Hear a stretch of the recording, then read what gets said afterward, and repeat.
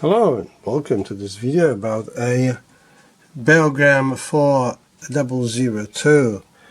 As you know, I normally don't deal with record players, and but I was picking up a name CD player from this local dealer who lost his license because he's into fast cars, and he traded that in, and he correctly diagnosed that the problem with it was that the belt was stretched.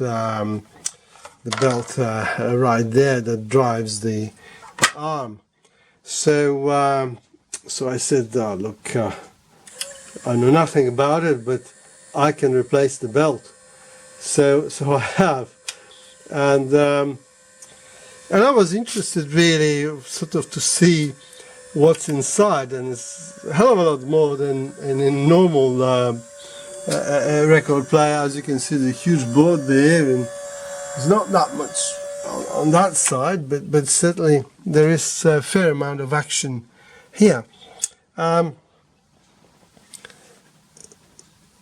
of course that didn't fix it. The thing, you know, you can cue it up nicely, but that's about it. You know, it does not auto travel to the first track, and you cannot lower the arm.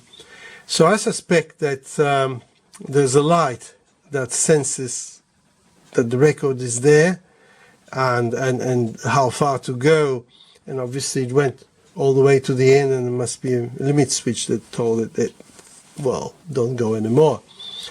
So if anybody out there would know what kind of light it is, and whether there's a drive to it, or if it's a globe or infrared or ultraviolet or whatnot, well, please let me know in the comments.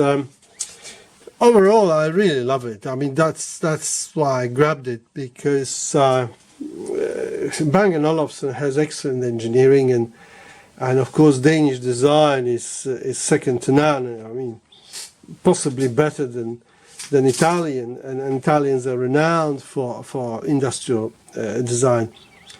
So if I ever wanted to go back to turntables, well, this would be it, this or the Revox machine, but certainly I wouldn't go for a normal pivot arm, because I reckon that eliminates a lot of problems. And of course TP4 cartridge is perfectly matched to the arm, and so you have no issues with you know, mechanical resonance and compliance and all the kind of jazz.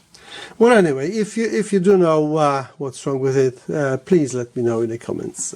Thank you very much, and till the next one. Bye bye.